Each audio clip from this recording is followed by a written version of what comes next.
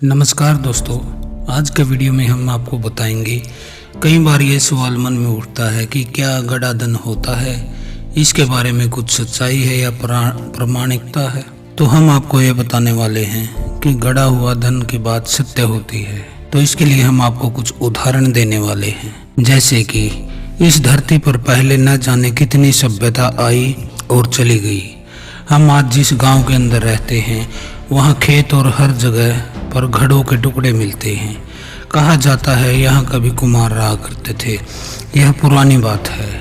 असल में प्राचीन सभ्यताएं जो रहती थी उन्होंने धरती के अंदर कई जगह अपने खजानों को दबाया होगा और किसी वजह से या तो वो भूल गए या फिर वह सभ्यता ही बर्बाद हो गई, तो वह खजाना वही का वही रह गया।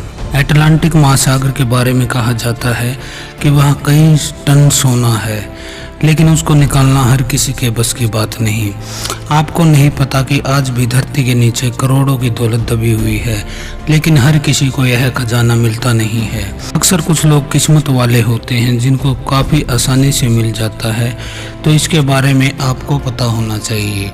वैज्ञानिक कहते हैं कि जहाँ पर आपने पैर रख रखा है यहाँ पे 100 लोगों की राख और धूल है।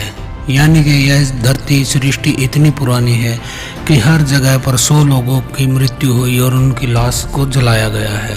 इसी तरह खजाना भी हर जगह होता है, लेकिन इसके बारे में किसी को पता नहीं होता। अक्सर आपने अखबारों और न्यूज़ के अंदर काफ़ी किस्से सुने होंगे कि जिसके अंदर खुदाई के दौरान पुराना घड़ा मिला है और उसमें से अक्सर चांदी के सिक्के या आभूषण मिलते हैं। इस तरह खजाने को कोई पा भी लेता है तो उसके बारे में किसी को बताता नहीं है, क्योंकि अगर उसे पता चल जाए और वह किसी को इसके बारे में बता दे तो इस खजाने को सरकार अपने अंडर में ले लेगी और उसको कोई फ़ायदा नहीं मिलने वाला है। इसलिए आप पता होना चाहिए। राजा महाराजा, पंडित पुरोहित और सेठ के पास प्राचीन काल के अंदर काफ़ी धन संपदा हुआ करती थी। वे अपनी धन संपदा सुरक्षा के लिए इसे छिपा कर रखते थे। वे इसको ज़मीन में गाड़ देते थे और उसके ऊपर पेड़ भी लगा देते थे ताकि यह पता चलता रहे कि आपका धन कहाँ छिपाया गया है। इसके बारे में आपको पता होना चाहिए और इस बात को आप समझ सकते हैं कि कई राजा लोग दुश्मन राजा से अपने खजाने को बचाने के लिए ज़मीन के अंदर गाड़ देते थे ताकि दुश्मन राजा के वह खजाना हाथ न लगे, और इसके बाद कई बार राजा की मृत्यु हो जाती थी और वह खजाना वहीं दबा का दबा रह जाता था। प्राचीन काल के अंदर जानी चोर जैसे चोर भी हुआ करते थे जो कि खजाना ही लूटने का काम करते थे। अपने लूटे हुए खजाने को कहीं पर भी छुपा देते थे, कहीं पर गाड़ देते थे ताकि इसके बारे में किसी को पता नहीं चले। इस तरह के जो खजाने होते हैं वो आमतौर पर कई बार खुदाई के दौरान मिलते हैं। इसके बारे में आपको पता होना चाहिए और आप इस बात को समझ भी सकते हैं।